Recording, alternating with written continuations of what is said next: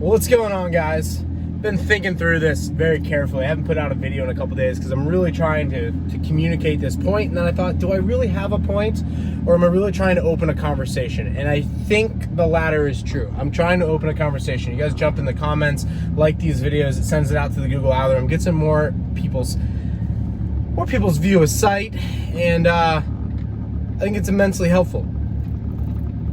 Here's what I've been thinking through. We're moving to a spot where our managerial elite class has become fully incompetent. All nations and empires end like this. They end up with a elite class of individuals who become parasites on the general economy and the society as a whole. Really have nothing of value, haven't had anything of value to offer in quite some time, and somehow find a way to cement themselves into power through all sorts of crazy rules and regulations, which need to be enforced by somebody else other than them, essentially a third party, a gentleman with a gun, who somehow respects them enough to stay under their control, because remember, at the word governmental, it stems from govern the mind. So government is governmental. So to govern the mind, they need to have the control of the mind. But at which point they become so incompetent that things start to disappear, whether it be food, or it becomes electricity, or it becomes just basic goods and services. That can last a long time. People are very patient with a declining society. But it does get to the spot where they can no longer purchase food, they can no longer afford reasonable housing, and they start to become restless. And then the regime will officially, basically what they do is they put fences in front of something like the Capitol, put the guard out in front, the National Guard, and go, well, bad people for coming in here. And so what basically happens is, instead of de-escalating the situation so that they can truly cement themselves into power for a whole nother run in history, a whole nother 80, 100-year run, is that they make all the wrong moves, because inside of the elite class, they've become too numerous in population. There's too many of them. We have too many people that went and got higher level degrees in absolutely nothing that is relevant to today's society. We have too many people that are owed this and that. We have too many people have high expectations of. And so what occurs is you end up with this split in society where basically, in our society, we see the reds and the blues, we see the conservatives and the libs, and what will happen is the libs will basically be like, can somebody just get these peasants to just shut up? Like, can they just shut up about these things? We should mandate this. We should take these people to these camps. We should take, you have to remember, the story of history here is like who owned slaves? The libs. Who was the guys in Germany in 1930s rounding up Jews? The libs. It's the libs. Those lessons of history are lost on the average population, because what happens is they become so enlightened, so woke, so educated, if you were, that they just simply believe that their viewpoint of where society is superior to those that don't have their viewpoint. And their viewpoint goes all the way down to, if you're a 3-year-old, you should be able to identify where you are sexually, even though you're about 10 years away from puberty. Oh, and if you want to cut off genitalia, well, we should do that too. It gets weird, right? It gets super weird. Then you're like, is that child abuse? No, it's not child abuse. It's abuse if you don't allow that to occur. And so what happens is society gets really weird, it gets really irrational, and you ask, how can it continue to stay this irrational? Well, one group has a money printer. And so I've been thinking about this as one individual, as one guy. What can one guy do? And here's what the trend is. I've been deep diving into history lately. When all empires die, and we are approaching end game here. There's no rebirth of America and yay. No, we go to price fixes from here. We go to mandates for this and that from here. We just further to decline. We ratchet down the hatches, and as long as the wine and the entertainment flows to the Crystal Palace, and there's some sort of guard around there that needs a paycheck or something that guards it, then we just pretend bridges aren't falling down and random buildings, and we just pretend like the society is okay, and that we can just demonize 50% of our population and act like it's okay, and something really bad won't happen. But where's the escape valve? Like, where's the relief valve? Like, where is the pressure gauge on the turbo to where when it's over spooling, where does that energy go? Is there a way to have a peaceful transition into a new world? Not a new world order. I'm not on Gates' thing. Sorry, Gates, but you're gonna have to send a black bag, army for me. You're gonna have to go, run the vans and hope you don't lose numbers, because you probably lose some numbers. So make sure you send helicopters. But like, you don't necessarily get to a spot where these super elites can successfully conspire into their new world order, their economic form. If you haven't checked out the World Economic Forum, it's some gnarly stuff. By 2030, you'll own nothing and you'll be happy. But they're executing the plan pretty well. I got to give it to them. They're executing the plan pretty well. What do we know about human history? We know that, big conspiracies where lots of people have to conspire and change outcomes from natural market situations doesn't really work out. It might work in the short term. They might be able to cause chaos, but ultimately it doesn't really work out. It just gets crazy, chaotic. And then there has to be this release valve, or, bad things happen. And what could that release valve be? I believe it's in setting up a parallel society.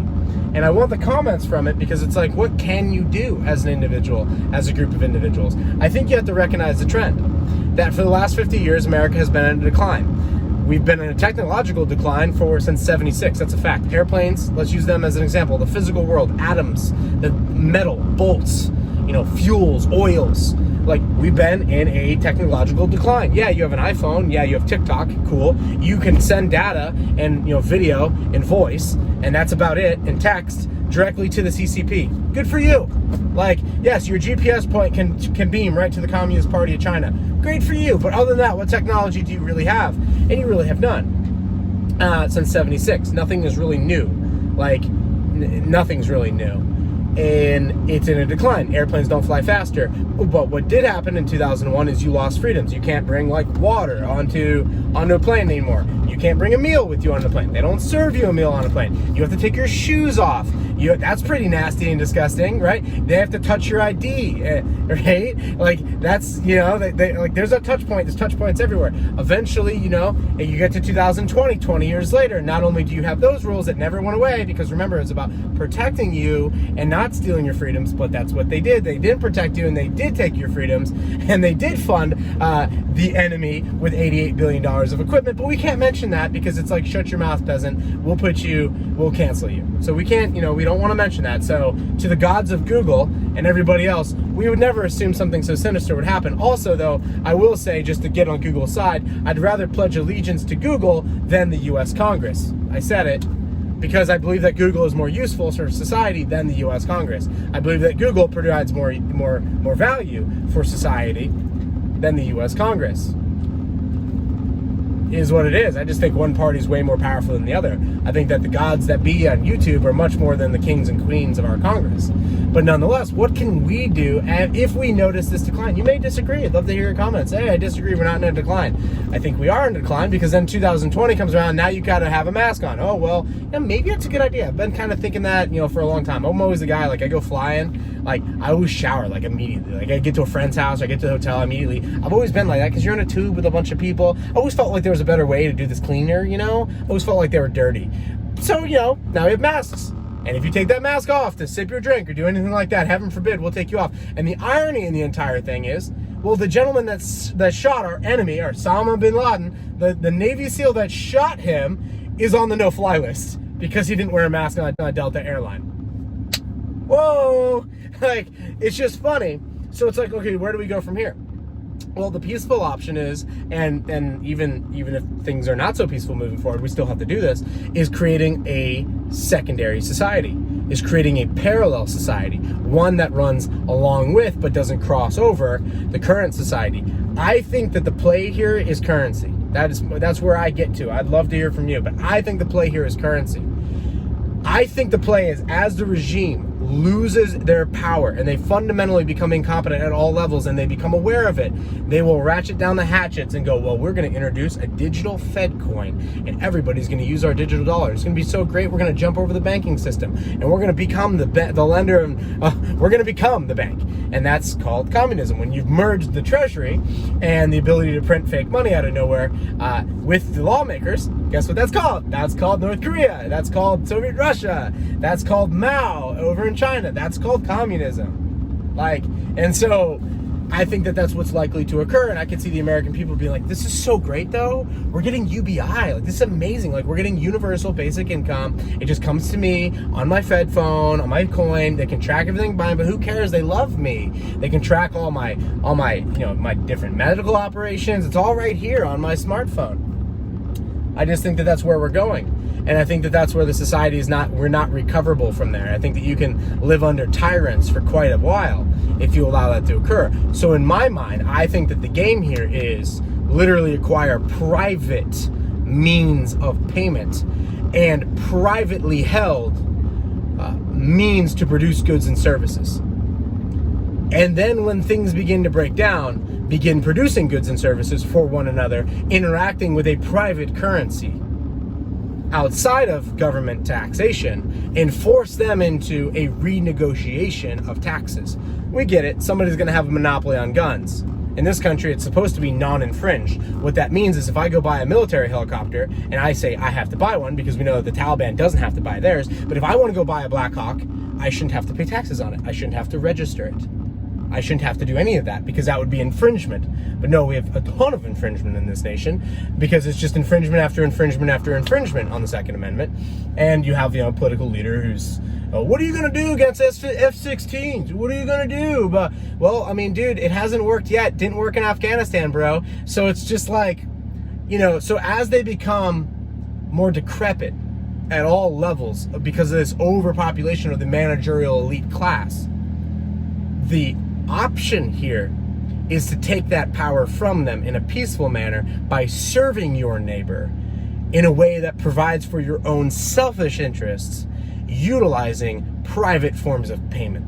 I'll let you imagine what those private forms of payment may be. But private forms of payment. And they lose their ability to tax all economic activity, while at the same time decreasing economic activity with their stupid mandates. And eventually, they kill off each industry by design because they're globalists and they have a global agenda. But ultimately, it's not going to work because business and commerce and life is done at the local level. It's I love goods that come from far away, but also I need things that come from here because I need to eat. I need to, it's great when stuff comes from far away. I love, importing sushi or something like that. But ultimately, we might live in a society as our GDP or gross domestic product reduces. Maybe we don't have access to all those things because we're going to quite literally lose our ability to do certain elements of commerce. I know we're building a home right now, and I can tell you straight up that America at this point in time does not have the ability not to keep up with, because I don't think that that's really the narrative. I mean, it's a narrative, but I don't think it's truth. We have lost the ability to produce in this nation. We can't produce PPE. We can't produce wood. We can't produce steel. We can't produce things because we've done stupid things at the managerial, the political elite class that has ensured that we cannot do those things. And so we've dumbed down and fattened up our society. And then eventually what will happen is we'll have some sort of reset-like moment, or where they fully slave you up and you fully understand, no, you can't buy or sell without, the Fed coin. Isn't that in the Bible? You couldn't buy or sell without the mark of the beast? No, don't talk about that, peasants. But setting up a parallel society is the way you fight this back. If you're a freedom-loving individual, and that's what you want to fight the evil regime, you begin creating parallel societies at the local level and networking with those out beyond that level. Interstate commerce and travel. You start networking and you start doing that. I do this with individuals all the time. I buy honey from a local guy. I trade with this guy for that. I've been doing that for a minute, but I haven't been doing that fully. But I know that I'll have to begin to transition as we continue to move down the decline. An object in motion stays in motion until acted upon by an equal or opposite force. So until there's a crazy event, we'll maintain in the decline. And as long as we give power to our political elites who come up with crazy things because they have no fundamental understanding of basic economics, then we will continue to be in this, quote, decline. I put this on your radar because I would love to get your feedback, and I would love to see what can one individual do, and obviously probably not a lot, but at a larger scale, by getting information out and by beginning to set up food forests, gardens, private services, private health services, places that you can go, like community. I think that families moving closer together, friends. I've got really good buddies. We're talking about compounds, and like, hey man, like we're sending each other links. There's 500 acres here. There's 700 acres here.